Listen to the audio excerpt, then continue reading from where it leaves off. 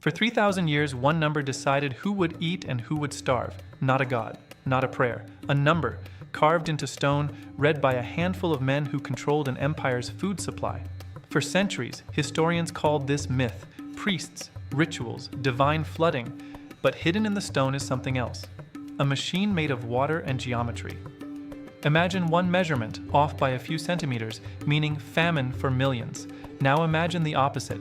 One measurement, read correctly, feeding the greatest civilization the ancient world had ever seen. What if the most advanced computer of the ancient world wasn't built from bronze, but from stone, water, and light?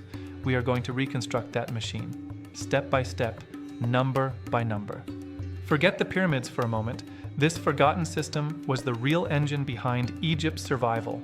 This is the mathematical precision behind Egypt's Nile flood warning system. Every year, ancient Egyptians waited for one event. The Nile had to rise. They called this season Akhet, the time of flooding and renewal.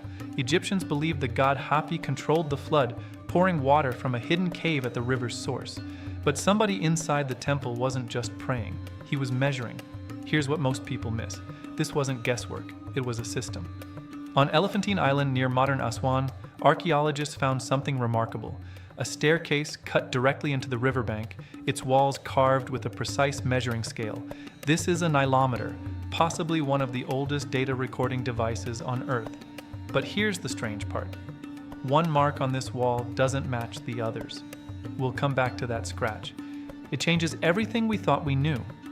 For now, ask yourself, how do you measure a river without modern tools?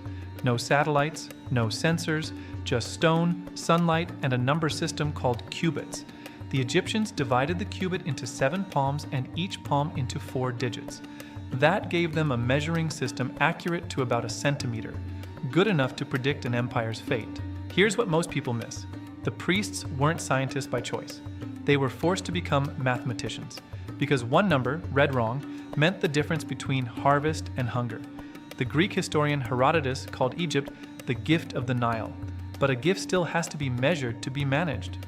Centuries later, the Roman writer Pliny the Elder recorded the exact thresholds the priests feared. A rise of 16 cubits meant abundance, enough grain to feed the whole kingdom, but drop below 12 cubits, and the fields simply would not flood at all. Rise above 18 and the flood didn't feed the land, it destroyed it. Here's the discovery that changes everything. This wasn't superstition. This was risk management, written in stone. One of the oldest surviving records of this system is the Palermo Stone. It lists, year by year, exactly how high the Nile rose, going back to Egypt's very first kings. Think about that. A tax record older than almost anything else we've ever found. Because that's what this really was. Not religion, bureaucracy. The flood height didn't just predict the harvest, it set the tax rate for the entire nation. A high flood meant fertile soil, and higher taxes owed to the crown. A low flood meant hardship, and the priest could lower the tax to prevent collapse. This is the second discovery. The Nilometer wasn't just a warning system, it was an economic control panel. Stay with me, because the geometry gets even more precise.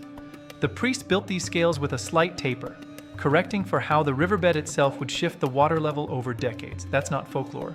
That is applied hydraulic engineering, and it explains the strange scratch we found earlier on Elephantine Island. Now watch what happens next, because this system didn't just feed people. It built an empire.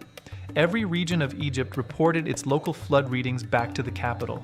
That data moved faster than almost anything else in the ancient world. Historian Toby Wilkinson has described early Egypt as one of history's first true bureaucratic states. And a bureaucracy needs one thing above all else: reliable numbers.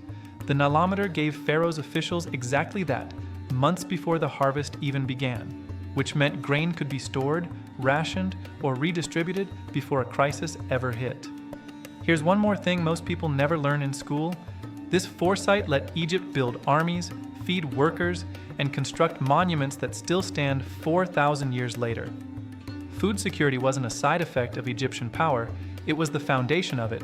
Geographer Karl Butzer called Egypt an early hydraulic civilization, one built entirely around managing water.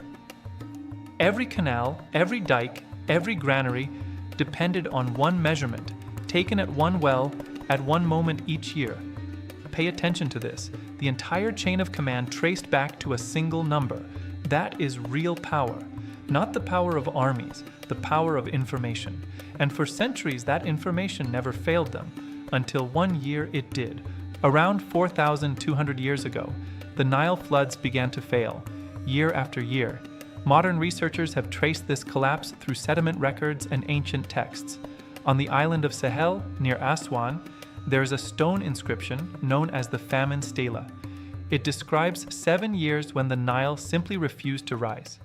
Scholars still debate exactly when this happened and how much of the story became legend, but the pattern in the evidence is hard to ignore. Granaries that once overflowed now stood completely empty. The bureaucracy that once ran on perfect numbers had nothing left to measure. And this changes everything, because without reliable floods, the entire system of centralized power began to break apart. Historians call this era the First Intermediate Period, a time when Egypt fractured into rival territories. The lesson wasn't that the mathematics failed, it was that the river stopped cooperating with the math. Precision can only warn you, it cannot make the river rise. Egypt eventually recovered. The floods returned. The Nilometers were rebuilt, refined, and used for thousands of years after. Versions of this same measuring system were still in use well into a much later era, on the Nilometer at Rhoda Island in Cairo. So here's the human lesson underneath all this stone and water. Civilizations don't survive because they avoid uncertainty. They survive because they learn to measure it. The priests of the Nile weren't predicting the future through magic. They were reading patterns, one number at a time, and turning fear into a plan. That is the real secret behind the empire's 1,000-year survival. Not myth, method. So here's my question for you. What's the one number in your own life you should be measuring before it's too late to act? Tell me below.